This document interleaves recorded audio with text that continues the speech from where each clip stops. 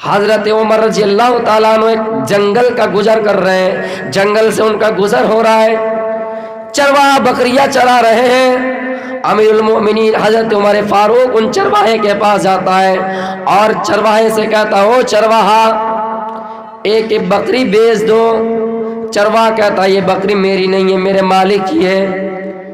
حضرت عمر نے کہا ہے چرواہا تمہارا مالک یہاں سے بہت دور ہے، تمہارا گھر کٹیہار ہے اور کٹیہار سے چل کر تم میرے کہا بکریاں چرانے کے لیے آئے ہو، تمہارا مالک تمہیں دیکھ نہیں رہا ہے۔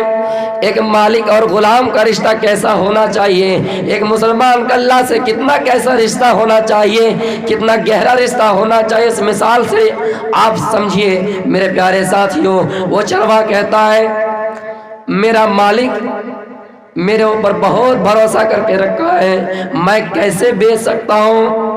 حضرت عمر نے کہا تمہارا مالک بہت دور ہے، تمہیں دیکھ نہیں پائے گا، ایک بکری مجھے دے دو، پیسہ بھی لے لو، میں اس کا خال ادھار کر کے میں اس کو ذبح کر کے کاٹ کے یہیں پہ کھا جاؤں گا، تمہارا مالک دیکھ نہیں پائے گا۔ تم اپنے مالک سے کہہ دینا، جھوٹ کہہ دینا کہ ایک بکری بھیڑیا کھا گئی۔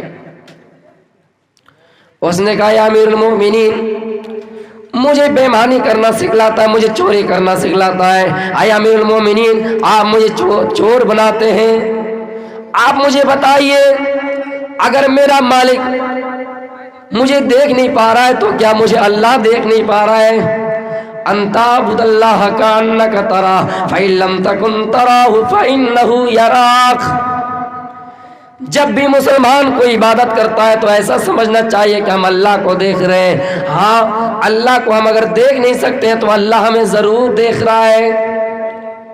امیر المومنین سے کہنے لگے عمر میں اپنے مالک کی نظروں سے اوجھل ہو کر بکریاں تمہیں دے سکتا ہوں، بیچ سکتا ہوں، لیکن ایک بات بتاؤ، میرا مالک دنیا کا مالک تو مان جائے گا، میری باتوں پر یقین کر لے گا، لیکن اس مالک کے مالک کو میں کیا جواب دوں گا جو عرش کے اوپر ہے، جو عرش میں بیٹھے ہوئے ہیں، جو آسمان کے اوپر بیٹھے ہوئے ہیں، میں ان مالک کو کیا جواب دوں گا؟ آج میں دنیا کے مالک سے بچ جاؤں گا، ان کی نظروں سے اوجھل ہو کے بچ جاؤں گا اور اپنے مالک کو دھوکہ تو دے سکتا ہوں، لیکن اس مالک کو کیا جواب دوں گا جو مجھے ساتویں آسمان کے اوپر سے دیکھ رہا ہے۔ میرے پیارے ساتھیوں، ایک غلام کا اپنے مالک سے ایسا ہی رشتہ ہونا چاہیے کہ اپنے مالک کی کمیوں پر آنچ نہیں آنا چاہیے۔ مالک اگر کچھ کہیں، انسان اگر گناہ کرے تو اس انسان کو یہ سوچنا چاہیے کہ یہ شیطان کی طرف سے میرے گناہ ہوا ہے۔ ایک انسان جب چوری کر لیتا ہے، ایک انسان جب کسی کو مار دیتا ہے اور ان سے جب لوگ یہ کہتے ہیں کہ تم نے فلاں کو کیوں مارا، تم نے فلاں چیز چوری کیوں کی، وہ کہتا ہے بھائی اللہ کے وارڈر سے بغیر وارڈر کے ایک پتا بھی درخت سے ہل نہیں پاتا ہے، تو ہم نے چوری کر لی، اس میں بڑی بات کیا ہے؟ اللہ ہی نے تو ہمیں حکم دیا ہے، اللہ ہی نے تو کرنے کو کہا ہے۔ نہیں، بھلائی کی نسبت اللہ کی طرف دیجئے، ہم نمازی بن گئے ہیں، اللہ کا احسان ادا کیجئے اور لوگوں کے سامنے کہیے کہ اللہ نے ہم پر احسان کیا کہ ہم نمازی بن گئے۔ ہم روزہ نہیں رکھ رہے تھے، اس بار ہم نے روزہ رکھا، مکمل رکھا۔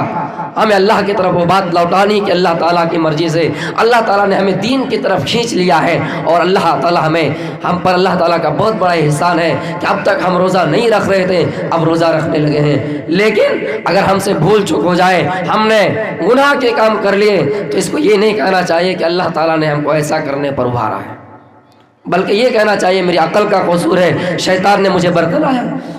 ایک ہی سب میں کھڑے ہو گئے محمود و ایاز، نہ کوئی بندہ رہا نہ کوئی بندہ نواز۔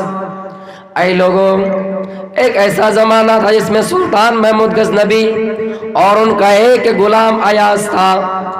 مالک اور غلام دونوں ایک ساتھ اٹھنا بیٹھنا چلنا پھرنا کیا کرتے تھے، یہاں تک کہ جب نماز پڑھنے کے لیے جاتے مسجد میں بھی ایک ہی سب میں کھڑے ہوتے تھے، بازار جاتے ایک ساتھ، چلنا اٹھنا بیٹھنا پھرنا ایک ہی ساتھ کیا کرتے تھے۔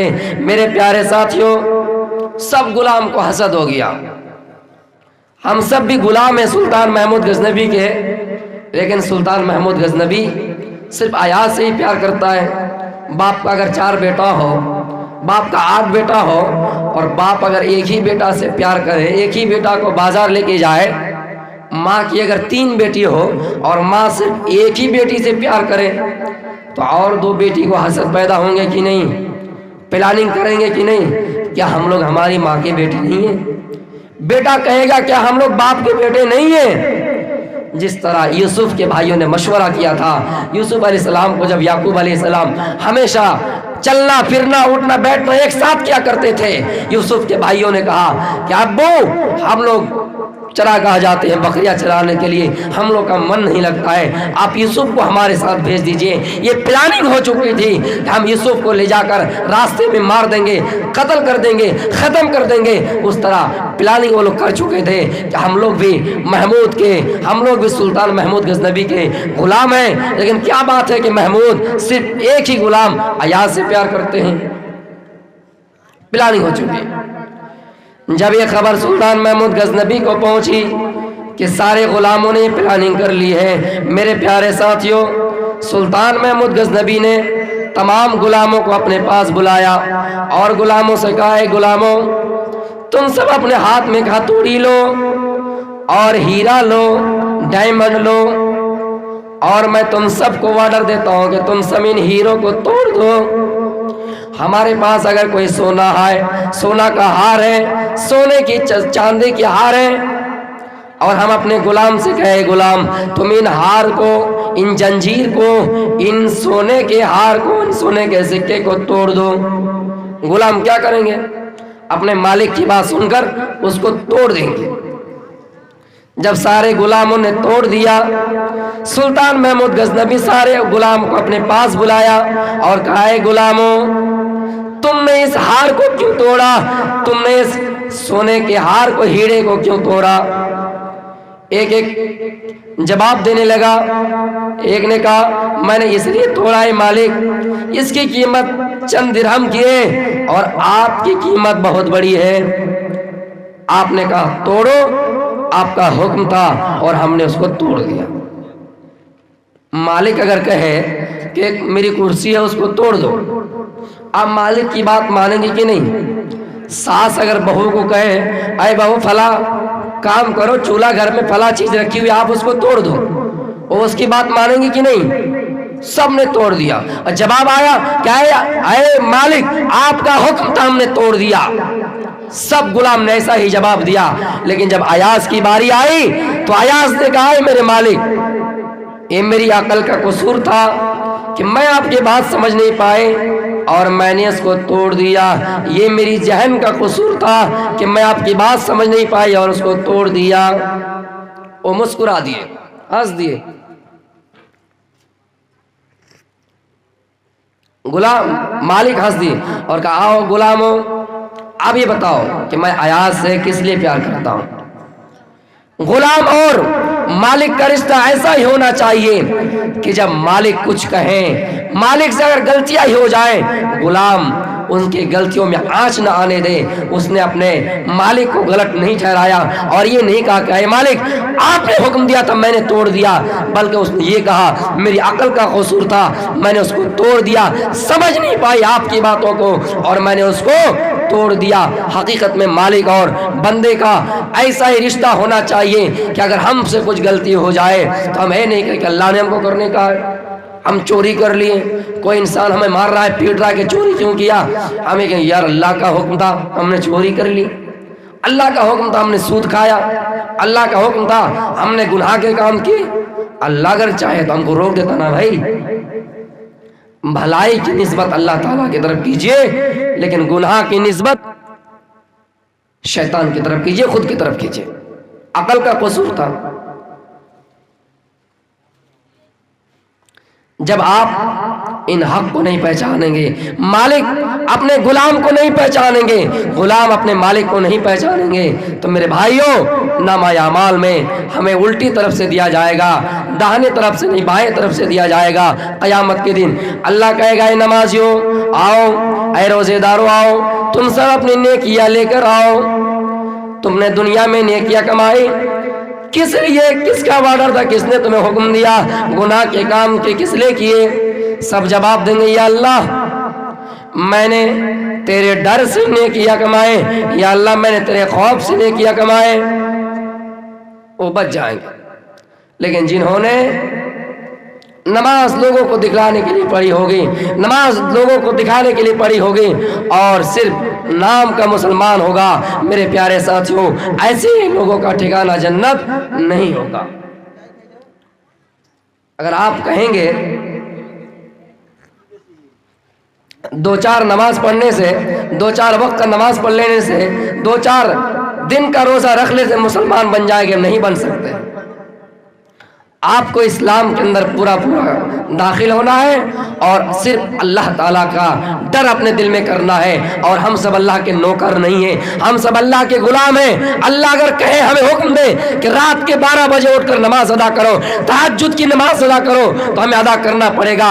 नौकर तो वो है जिनकी ड्यूटी, जिनका टाइम बांधा हुआ है, लेकिन हमारा और आपका कोई टाइम बांधा हुआ नहीं है। इसलिए कि हम और आप अल्लाह ताला के गुलाम हैं और गुलाम का मतलब ये होता है हम 24 घंटा अल्लाह की इबादत में लगे रहें। इसका मतलब अल्लाह जब हमें हुक्म दे कैसा काम करो, नेकियां कमाओ, जब अल्लाह हमें हुक्म दे इबादत करो, जब अल्लाह हमें हुक्म दे रिस्क कमाओ, और अल्लाह ये कहे कि अपनी बीवियों के लिए पैसा कमाओ, तो हमें पैसा कमाना है। अपनी औलाद का माँ पर यह हक है कि माँ अपनी औलाद की सही तरबियत करें।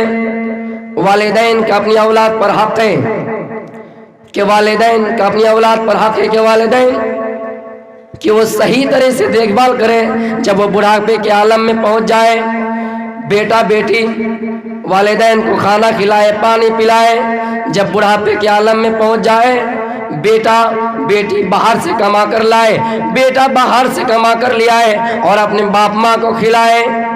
जब बुढ़ापे के आलम में पहुंच जाए, बेटी अपने माँ के सरों में तेल लगा दिया करें, बेटा बाजार से पैसा कमा कर लाए और अपने माँ को खिलाए। मेरे प्यारे साथियों, माँ का जिस तरह अपनी औलाद पर हक है, औलाद का भी माँ पर हक है, वालिदैन पर हक है। लेकिन हमारे यहाँ दस्तूर ये चला आ रहा है, एक दस्तूर ये है कि मान के चलिए हम लोग 4 बेटे हैं, 4 भाई हैं। अगर 4 में 3 ज्यादा रुपया कमाता है और 1 कम कमाता है, तो वालिदैन की नजर में वो खराब हो जाए, उनको बुरी नजर से देखा जाएगा।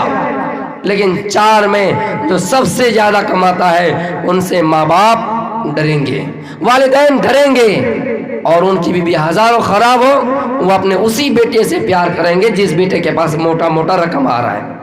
हम जाए तो किधर जाए, हम जाए तो किधर जाए। मेरे प्यारे साथियों, ये शरीयत नहीं कहती है। शरीयत इस बात की आपको इजाजत नहीं देती है कि जो बेटा आपका ज्यादा पैसा कमाए आप उन्हीं की तरफ ध्यान दें, ये हक नहीं बनता है।